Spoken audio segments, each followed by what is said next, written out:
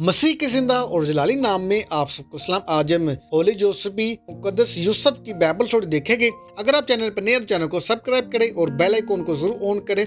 आए हम अपनी वीडियो को शुरू करते हैं। यीशु मसीह की वालदा मुकद्दसा मरियम का शोहर एक बुरहाई था जो नासरत में रहाइश पजीर था। इसे दाऊद की नस्ल होने की वजह से इब्ने दाऊद कहा गया है। जब मुकद्दस यूसुफ को ये इल्म हुआ कि मुकद्दसा मरियम हामला है तो इसने इसे चुपके से छोड़ देने का इरादा किया, लेकिन खुदावन के फरिश्ता ने ख्वाब में दिखाई देकर इसे यकीन दिलाया कि वो रूह अल कुद्दस की कुदरत से हामला है और उसके बेटा होगा और तू उसका नाम यीशु रखना। जब कैसर गोशत की तरफ से ये हुक्म जारी हुआ कि सारी दुनिया के लोगों के नाम लिखे जाए तो मुकद्दस यूसुफ भी अपनी बीवी के साथ बैतलहम गया और वहाँ एक सराय में खुदावन यीशु पैदा हुए जिसे कपड़े में लपेट कर चरनी में रखा गया। जिस वक्त गडरिये यीशु मसीह को सजरा करने आए इस वक्त यूसुफ मुकद्दसा मरियम के साथ थे और इस वक्त भी जब यीशु 40 दिन के थे और हैकल में खुदावन के आगे हाजिर किए गए। जब ख्वाब में मुकद्दस यूसुफ को इत्तला दी गई कि हेरोदिस बादशाह बच्चे को कत्ल करने का मंसूबा बना रहा है तो ये मुकद्दस खानदान मिस्र को भाग गया।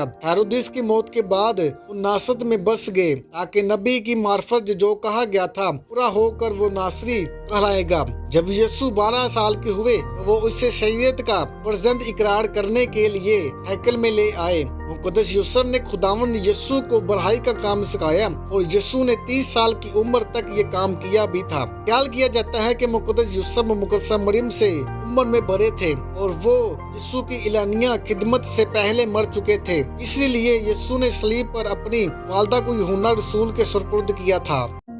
अगर आप चैनल पर नए हैं तो चैनल को सब्सक्राइब करें और बेल आइकन को जरूर ऑन करें।